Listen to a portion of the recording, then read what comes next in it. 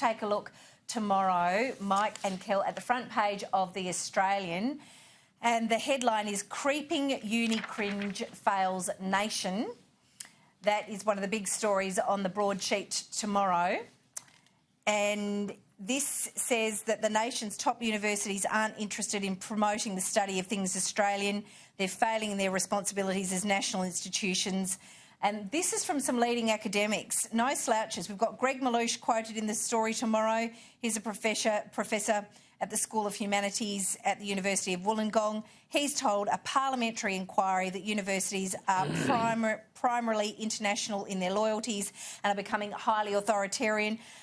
Also in there, Professor Stuart McIntyre and some others. Kel, what do you make of... I mean, I'm completely unsurprised by this story, but, gee, I'm glad these heavyweights are out telling this story tomorrow. Kel, what are your thoughts on what you've read on the front page? Look, with you, Jane, I'm really pleased they're speaking out about this, but I'm really dubious that their voices are going to be listened to and they'll have any impact. When I was a university undergraduate, which admittedly was a long time ago. It was when dinosaurs roamed the streets, OK? Oh, yeah. In those days, universities were academic communities. They have ceased to be academic communities. They're now businesses. They have a business model, and their business model is they are one of Australia's major export industries. It's the number of international students they get in, the amount of foreign exchange they earn for the country, which now matters more to universities more than anything else that is going on. So you've got the problem that political correctness has taken over. Political correctness is just another name for cultural Marxism. Cultural Marxism, inspired by the writings of Herbert Marcuse and the people of the Frankfurt School, that has been running through our universities now for decades. In universities, it's called critical theory, and it's dominated their thinking, and there is no room for anything else. So that's going on. I mean, that's rotting the base, if you like. But at the same time, what the university exists for has changed. It's changed into a business model. And that's not helpful for the kind of academic community that is there to grow the minds of students. It can't solve all their problems, it can't teach them all their skills, but it can teach them to think so that when they get out into the world outside the university, they have good thinking capacities and problem-solving capacities. It's stopped doing that.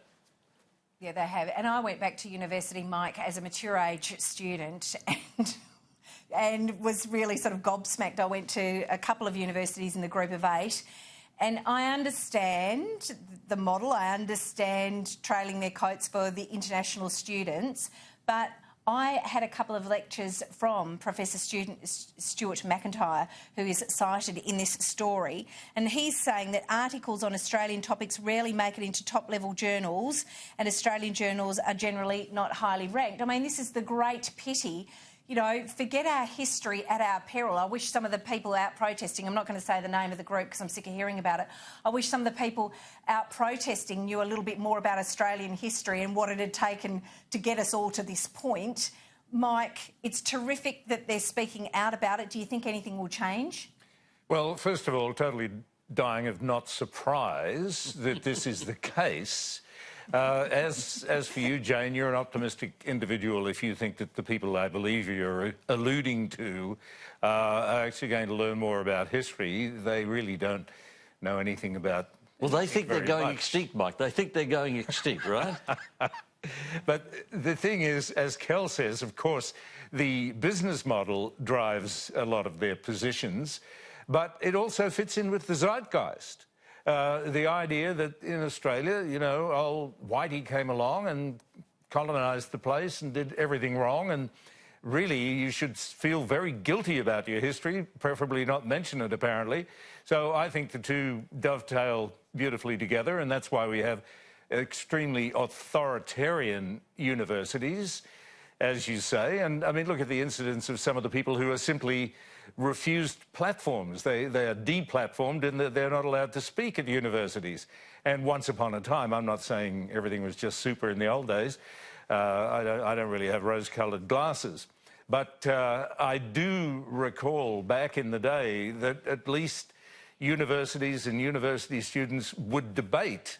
You don't have a lot of that now. You got to follow the you got to follow the authoritarian line, or there's no place for you in the uni. You get marked down. You get marked down. Yeah. You get marked down. You get ostracised. If you think that you're... I went as a mature age student and thought I was going in to have the contest of ideas. There's one idea. There's no contest. Jane, right. can I tell you a story about a friend of mine? My friend Bill, when he was going through university, he worked out the way to get good marks in every essay was to work out what the lecturer thought and write the opposite, because then they would dare not fail you for fear that it was their own bias taking over. That doesn't apply anymore. The opposite applies. No. Unless you agree with them, you don't get through. Yeah.